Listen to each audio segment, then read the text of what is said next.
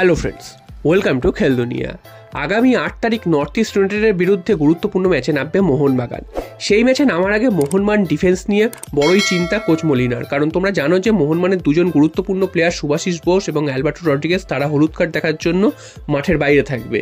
তো এখন মোহনবাগানে ওই পজিশনে কারা কারা খেলবে এইটা নিয়ে কিন্তু লাস্ট 2-3 দিন অনেক আলোচনা হয়েছে যে কারা কারা খেলতে পারে ওই পজিশনে। তো এখন যেটা জানা যাচ্ছে যে মোহনবাগানের আরেক ভরসাযোগ্য যে স্টপার, তো সেই টম অ্যালডার্ট, তিনিও নাকি আজকের অনুশীলনের মাঝপথে মাঠ থেকে বেরিয়ে গেছেন। তো তিনি আর প্র্যাকটিস করেননি, পরে মাঠে গিয়ে তিনি বাকিদের প্র্যাকটিস বসে বসে দেখেছেন।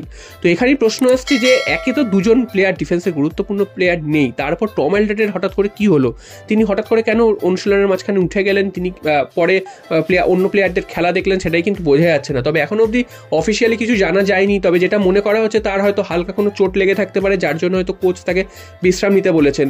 এবং তাকে অনেক জিজ্ঞাসা করা হয়েছে, বিভিন্ন সাংবাদিকরা জিজ্ঞাসা করেছেন যে কি হয়েছে তার, তিনি কিন্তু সেভাবে কোনো উত্তর দেননি, তিনি সব ঠিক আছে এরকমই কিন্তু জানিয়েছেন। তবে অফিসিয়ালি যেহেতু কিছু জানা যায়নি, তাই জন্য কিন্তু এখনো অবধি বোঝা যাচ্ছে না যে টম অ্যালডার্টের হঠাৎ করে হলোটা কি।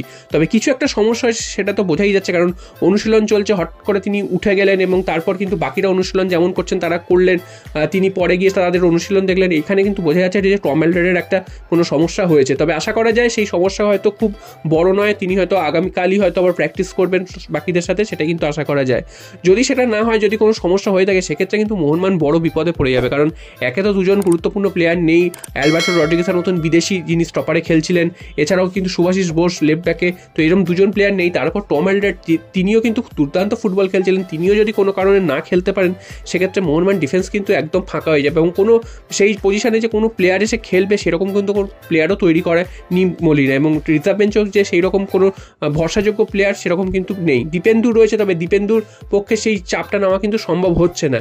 এছাড়াও একজনের মেকআপ দেওয়া যায়, তিনজন যদি প্লেয়ার না থাকে সেক্ষেত্রে কি সেই মেকআপ দেওয়া যায়? তো সেক্ষেত্রে কিন্তু মোহনবাগান প্রচণ্ড সমস্যায় পড়ে যাবে এবং সেই ম্যাচটা থেকে পয়েন্ট বের করে আনাটা কিন্তু খুব মোহনবাগানের জন্য খুব চাপ হয়ে যাবে। এবং একে অ্যাওয়ে ম্যাচ, তারপর আলাদিনের মতন শক্তিশালী প্লেয়ার রয়েছে এবং নর্থ ইস্ট ইউনাইটেড পুরো টিমটাও যথেষ্ট ভালো ফুটবল খেলছে।